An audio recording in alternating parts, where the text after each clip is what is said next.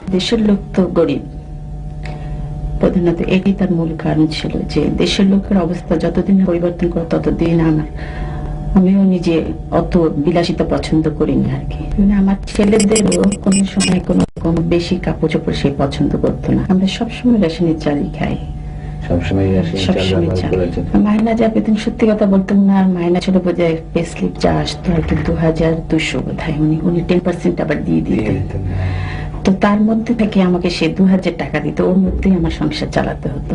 মানে আমার ছেলেদেরও কোনো সময় কোনো রকম বেশি কাপড় চোপড় সে পছন্দ করতো না। মরহুম প্রেসিডেন্ট সাহেব তোমার আব্বার আমরা বঙ্গভবনের দর্জিকে জিজ্ঞেস করেছিলাম, বলেছে যে ওখান থেকে এসে অনেক কাপড় চোপড় ছোট করে তোমাদের জন্য বানাতো দর্জি। এরকম কিছু মনে আছে তোমাদের? আমার এই শার্টটাই আব্বুর ছিল আগে, এটাই ওনার বানিয়ে দিয়েছে।